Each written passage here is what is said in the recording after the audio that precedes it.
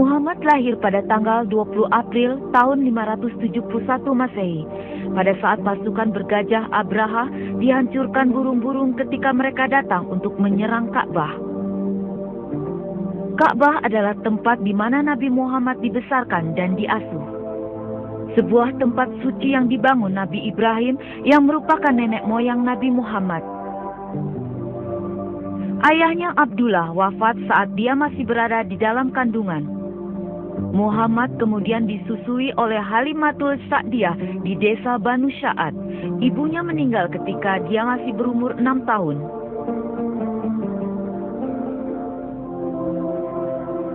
Rasulullah bekerja sebagai penggembala kambing dan menjalankan usaha bersama seorang janda, Khadijah binti Khuwailid. Kota Mekah tempat Rasulullah menghabiskan masa remajanya. Di kota ini dia baru berusia 25 tahun ketika menikahi Khadijah yang kala itu usianya telah 40 tahun.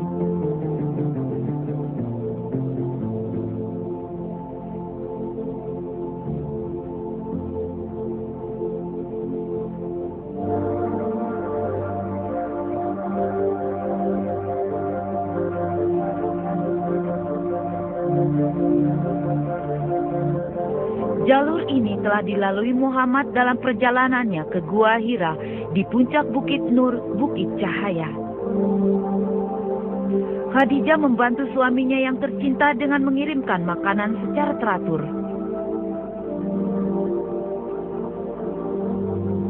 Disinilah Rasulullah menetap seperti yang dilakukan pendahulunya Nabi Ibrahim. Rasulullah marah pada kerusakan akhlak yang menimpa umatnya, yaitu mereka yang masih tetap menyembah berhala.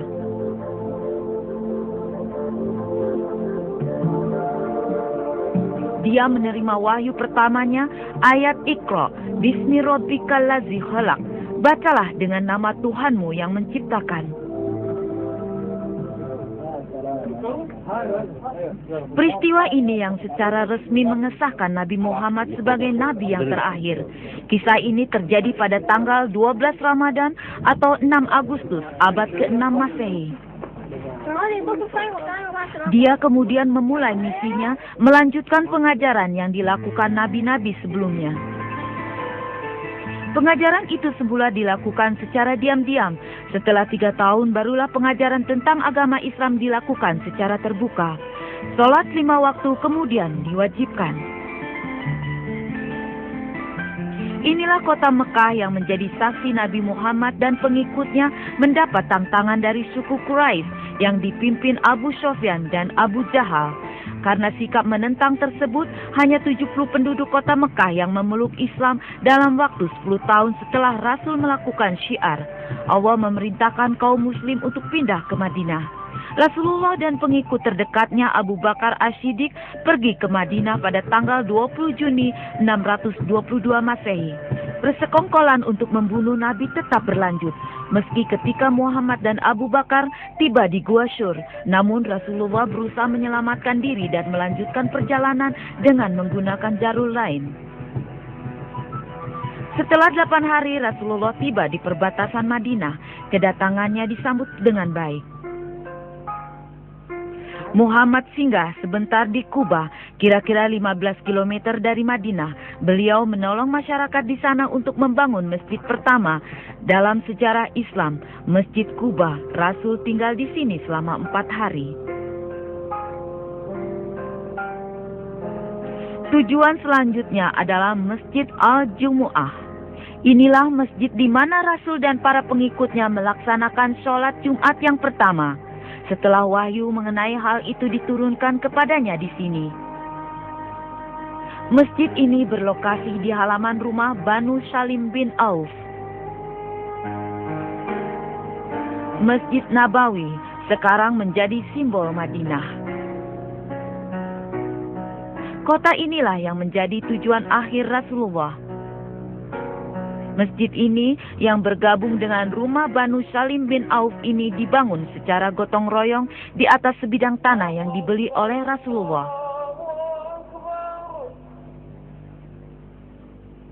Di masjid inilah panggilan untuk sholat azan diperkenalkan. Bilal bin Rabah diberi kehormatan untuk menjadi orang pertama yang mengumandangkan azan. Di tempat inilah Rasul menjadi imam sholat 5 waktu dan memberikan ajaran-ajaran Islam kepada kaum muslim. Rasulullah juga mempersatukan orang-orang yang datang dari Mekah, kaum muhajirin, dan penduduk setempat kaum Ansar. Dengan demikian Islam terbentuk dengan Rasulullah sebagai pemimpinnya. Setiap gerakan dan aktivitas Rasulullah dicatat dan diingat oleh para sahabatnya.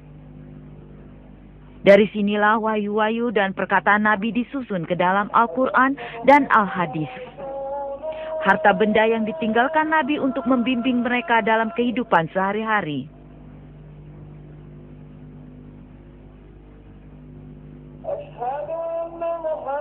Masjid ini awalnya hanya seluas 2000 meter persegi, kemudian ditambahkan lagi 500 meter persegi pada masa pemerintahan Sayyidina Utsman bin Affan.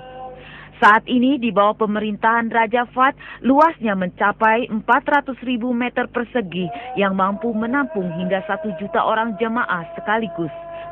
Rumah dan makam Rasulullah terletak di dalam masjid. Masjid ini berdiri megah dan interiornya dilengkapi dengan fasilitas modern dalam bangunan yang luas.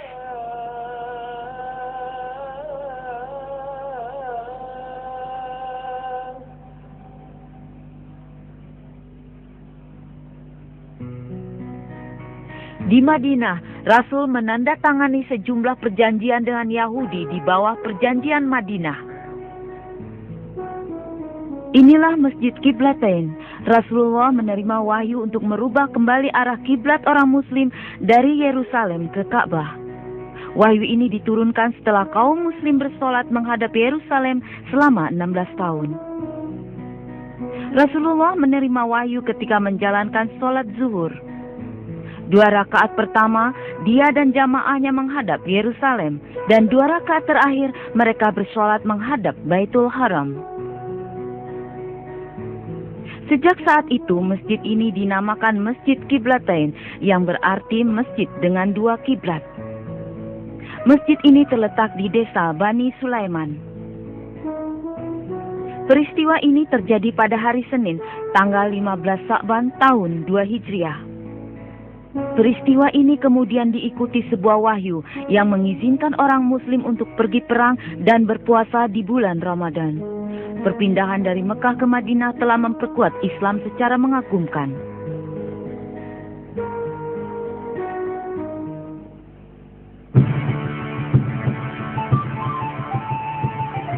Pada tahun 2 Hijriah, Abu Jahal dengan 1000 pasukan berkuda Quraisy datang ke Madinah untuk menyerang. Rasulullah berangkat ke Badar dengan 313 orang muslim untuk menghadang mereka sampai ke Madinah. Peristiwa ini terjadi saat bulan puasa di tahun kedua Hijriah. Kaum muslim lebih dahulu tiba di Badar. Keesokan harinya, mereka berkumpul di depan sebuah oase.